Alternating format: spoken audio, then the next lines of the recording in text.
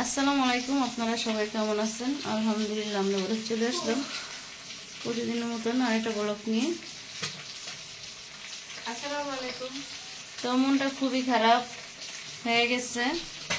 হঠাৎ খবর আসছে আমার আব্বার চাচি মারা গেছে। একটা মাত্র চাচি ছিল, সবাই মরার পরে দাদি ছিল। তো দাদি আজকে মারা গেছে। 1 ঘন্টা হয়েছে না, 1-2 ঘন্টা হয়ে গেছে মারা গেছে। তো এই যে খবর আসছে এইমাত্র দেবাই গ্রামের বাড়ির থেকে। তো এখন আব্বা রাস্তায় আছে, বাজার থেকে আসতেছে, তো বাড়িতে যাবে। তো আপনারা সবাই আমার দাদির জন্য দোয়া করবেন। এটা আমার আব্বার আপন চাচি। তো এই সবাই মরার পরে ছিল, তো এই যে মা নামাজ পড়লো।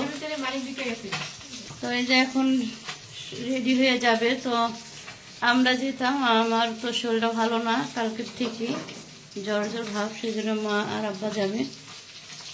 এদিক দিয়ে মারা বলতেছে আপনি রেডি হয়ে যান, আব্বা আস্তে আস্তে দেখা যায় যাইতে যাইতে সময় লাগবে। আর আজকে তো বৃহস্পতিবার, রাস্তায় জ্যাম পড়বে, দেখা যায় সাইনবোর্ড দিয়ে গেলে তাড়াতাড়ি হবে, সাইনবোর্ড দিয়ে তাড়াতাড়ি হয়ে যাবে।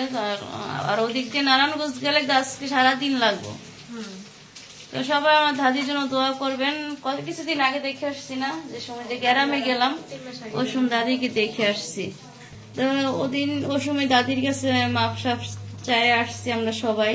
তো কিন্তু আমি একটা কথা বলো, এই জীবন আর বলতে পারো না। যেমন তোমরা খেয়াল করছো কিনা জানি না, যখন আমরা গেলাম গ্রামে তখন দাদি বলতেছে যে তোরা কবে গ্রামে বাড়ি টাড়ি করবি, সবাই একসাথে থাকলো।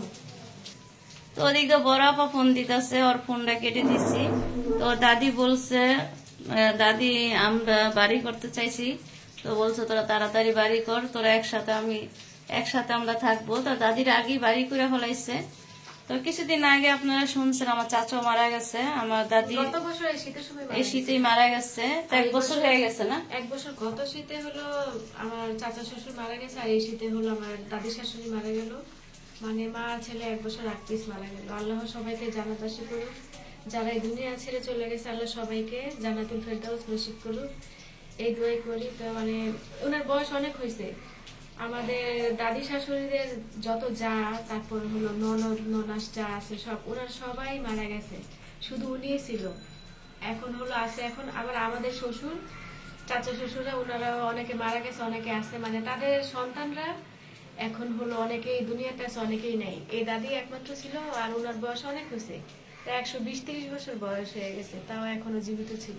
তো ভাবি শুধু একটাই কথা মনে করতেছে, দাদি কিছুদিন আগে বলছে তোরা তাড়াতাড়ি বিল্ডিং কর, তাড়াতাড়ি বিল্ডিং কর, আমরা একসাথে আমি যেন তোদের বাড়িতে আসতে পারি। আমার যে আমরা নতুন বাড়ি কিনছি, চাচার বাড়িটা আর আমাদের বাড়িটা আপনারা অবশ্যই দেখছেন আমার ভিডিওতে।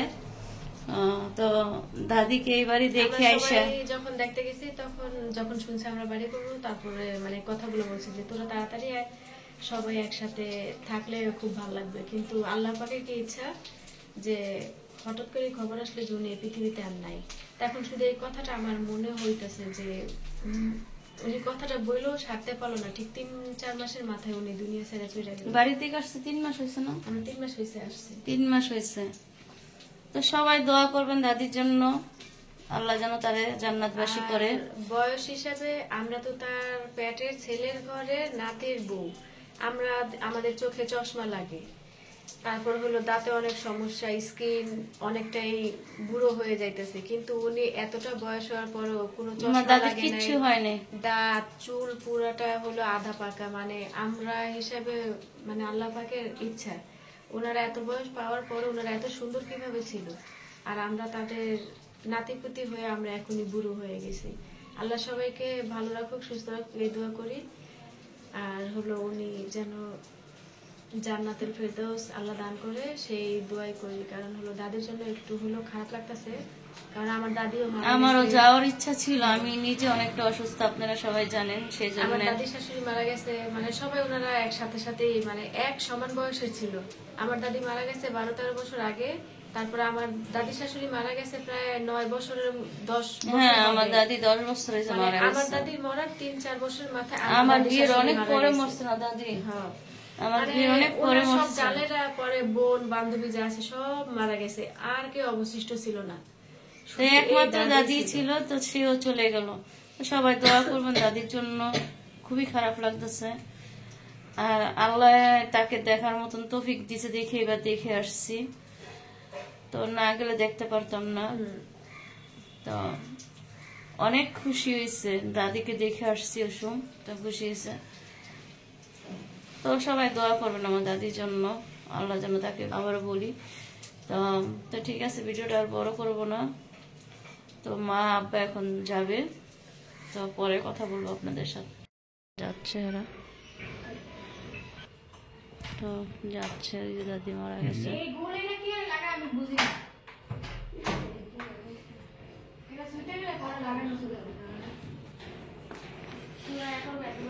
তো সবাই দোয়া করবেন দাদির জন্য, যে যাচ্ছে, যাইতে যাইতে রাত হয়ে যাবে।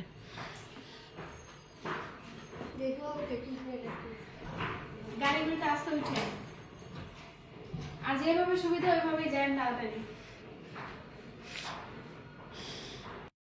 তো মা আব্বা চলে গেল বাড়িতে। তো যেতে যেতে রাত হয়ে যাবে। আর ছোট দিন না, শীতের দিন, দেখা যায় এখান থেকে গুলিস্তানের থেকে আপনার নারায়ণগঞ্জের বাসে উঠবে না, নারায়ণগঞ্জের বাসে উঠবে, এখান থেকে আবার মুক্তারপুর ওদিক দিয়ে আবার অটো দিয়ে চলে যাবে। যে অটোগুলো চলে অটো দিয়ে চলে যাবে। আর এদিক দিয়ে নূরকে বা খাওয়াইতে দেরি হয়ে গেছে। তো সবাই, আব্বা আসছে, উনি রেডি করে দিচ্ছে, খাওয়া দাওয়া করছে, খাওয়া দাওয়া করে তাড়াতাড়ি গেল। আব্বারও শরীরটা ভালো না, তো অনেক কি করব, না গিয়ে তো পারা যায় না। তো আমরা কেউ যাইনি, মা আর আব্বা গেছে। তো সবাই দোয়া করবেন দাদির জন্য, আল্লাহ যেন তারা জান্নাতবাসী করে। তো আজকে ভিডিওটা এই পর্যন্ত। ভালো থাকবেন, সুস্থ থাকবেন, আমাদের জন্য দোয়া করবেন। আল্লাহ হাফেজ।